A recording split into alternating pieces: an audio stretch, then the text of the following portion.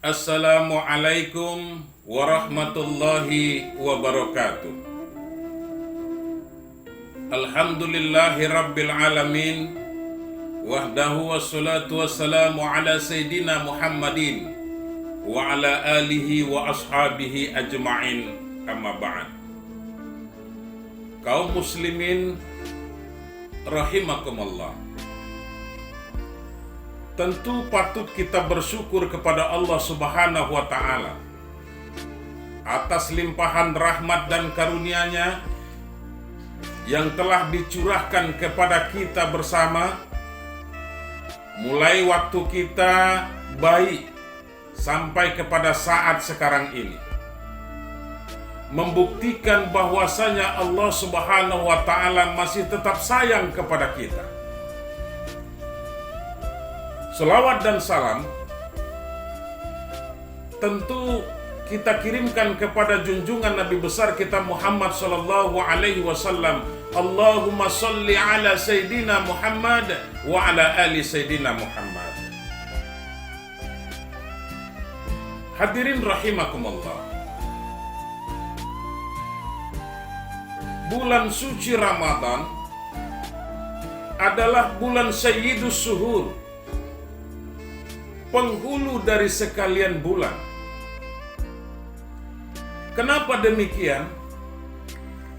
Karena banyak keutamaan di bulan suci Ramadan ini yang disediakan oleh Allah Subhanahu wa Ta'ala.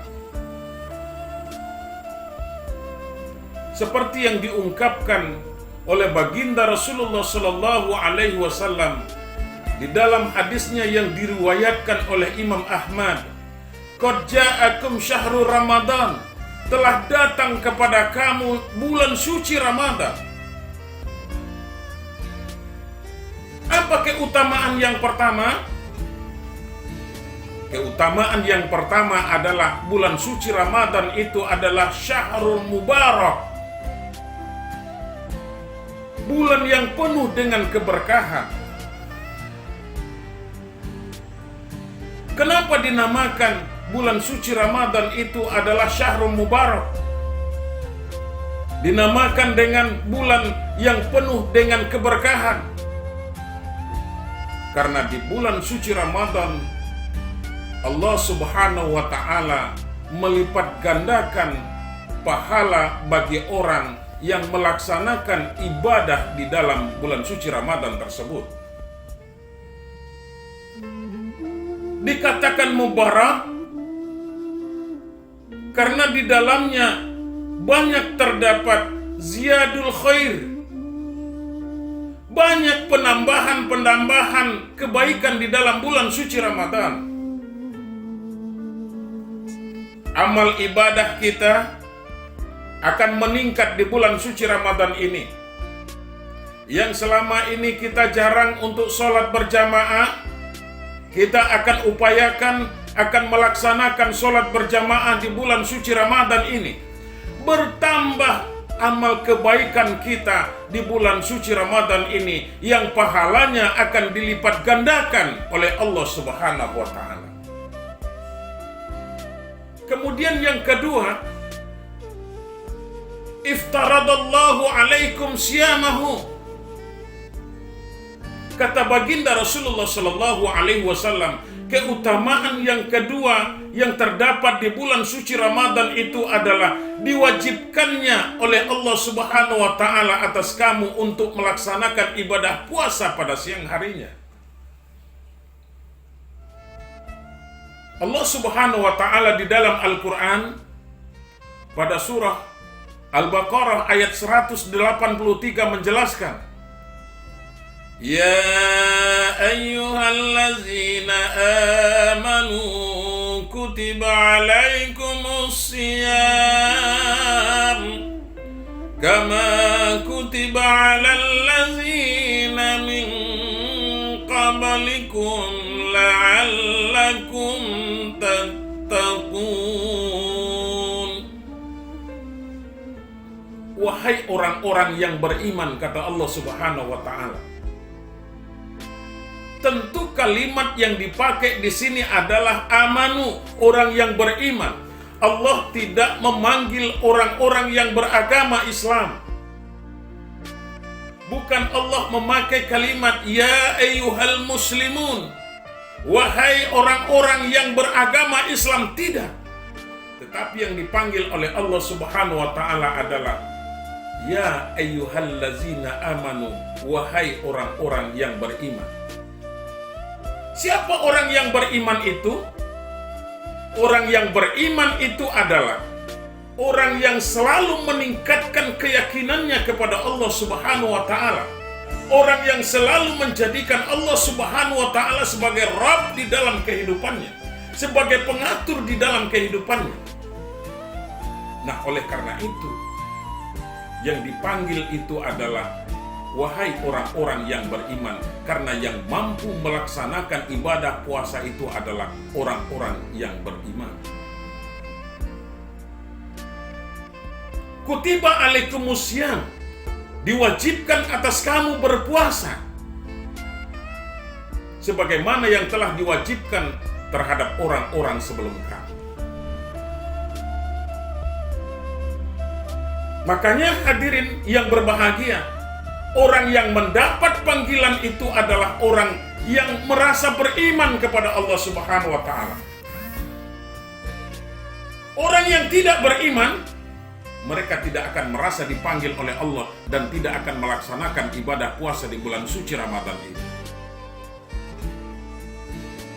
Kemudian apalagi kata baginda Rasulullah Shallallahu Alaihi Wasallam, keutamaan di dalam bulan suci Ramadan itu yuftahu fihi abwabal jannah, dibukakannya pintu surga bagi orang yang melaksanakan ibadah puasa di bulan suci Ramadan ini. Ada 8 pintu surga yang disediakan oleh Allah Subhanahu wa taala, dan salah satunya adalah bernama Babur Rayyan. Kenapa dikatakan Babur Rayyan? Maknanya sendiri adalah Babur Rayyan itu adalah pintu yang basah, yang dapat menghilangkan dahaga.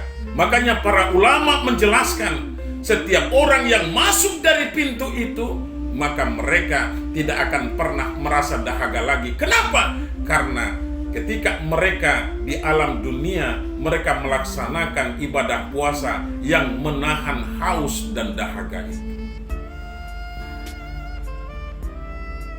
Pintu surga akan dibukakan.